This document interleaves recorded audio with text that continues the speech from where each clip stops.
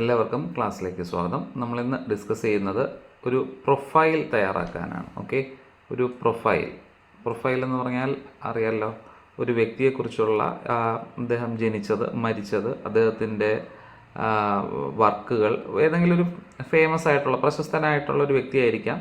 അപ്പോൾ അദ്ദേഹത്തിൻ്റെ പേര് നമുക്ക് ക്ലൂ തന്നിട്ടുണ്ടാവും, അദ്ദേഹം ജനിച്ച സ്ഥലം, അതുപോലെ അദ്ദേഹം എന്ത് കാര്യത്തിലാണ് പ്രശസ്തൻ, ഫേമസ്, പിന്നെ അദ്ദേഹത്തിൻ്റെ വളരെ പ്രശസ്തമായ കൃതികൾ അങ്ങനെ എന്തെങ്കിലും ഉണ്ടെങ്കിൽ, അതുപോലെ അദ്ദേഹം മരിച്ചത്.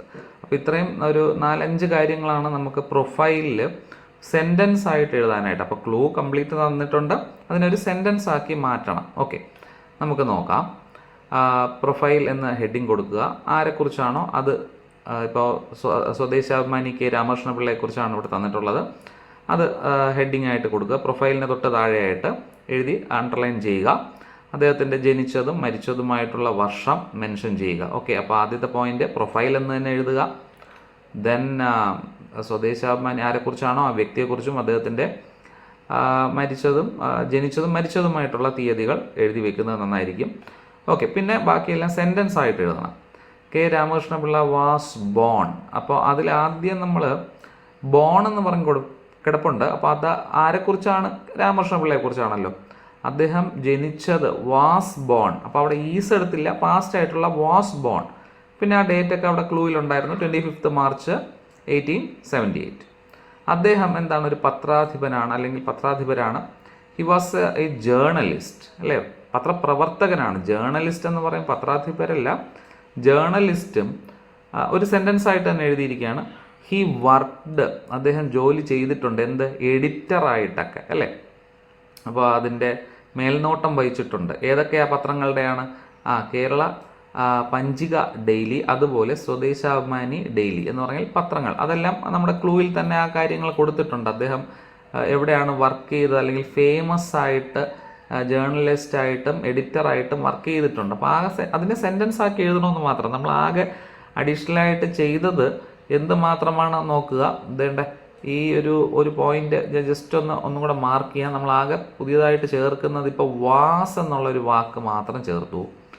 അതെ, 2 സെൻറ്റൻസിൽ അദ്ദേഹം ജനിച്ച സ്ഥലത്ത് സെൻറ്റൻസ് ആയിട്ട് എഴുതുമ്പോൾ അവിടെ ഒരു വാസ്, സഹായക്രിയ എന്ന് പറയുമ്പോൾ അദ്ദേഹം ആ ഒരു പോയിന്റുകൾ നമ്മൾ യോജിപ്പിക്കണമല്ലോ. പിന്നെ അദ്ദേഹം ജേർണലിസ്റ്റായിട്ടും അദ്ദേഹം എഡിറ്ററായിട്ട് വർക്ക് ചെയ്തിട്ടുണ്ട്. വർക്ക് എന്നേ ഉള്ളൂ, വർക്ക്ഡ് ആക്കിയത് നമ്മളതിനെ, അല്ലേ?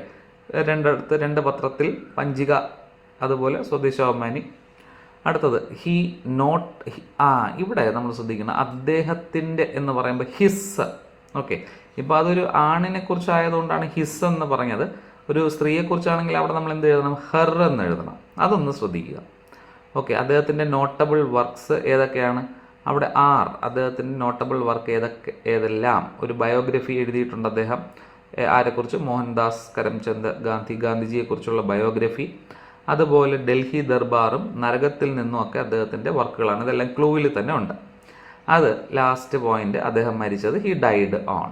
ഓക്കെ, അത് സെൻറ്റൻസ് ആക്കി. നമ്മളിത് ഇവിടെ ഡൈഡ് ഈ വർഷം മാത്രമേ തന്നിട്ടുള്ളൂ. അപ്പം നമ്മളവിടെ ഹി ഡൈഡ് ഓൺ. എല്ലാ സ്ഥലത്തും നമ്മൾ സ്വദേശാഭിമാനി രാമകൃഷ്ണപിള്ള എന്ന് എഴുതേണ്ട കാര്യമില്ല. അതിന് പകരം സർവനാമം എഴുതാം, ഹി. ഓക്കെ, അല്ലെങ്കിൽ അയാളുടെ എന്ന് പറയുമ്പോൾ ഹിസ്, അവിടെ നമുക്ക് നോട്ട് ചെയ്യാം. ഓക്കെ, അപ്പോൾ ആ കുറച്ച് കാര്യങ്ങൾ മാത്രം നമ്മൾ ചേർത്ത് കഴിഞ്ഞാൽ ഒരു പ്രൊഫൈലിൻ്റെ ഒരു 4 മാർക്ക് നമുക്ക് സിമ്പിളായിട്ട് കിട്ടും എന്നുള്ളതാണ് നമ്മൾ മനസ്സിലാക്കേണ്ടത്. Okay friends, thank you. Best of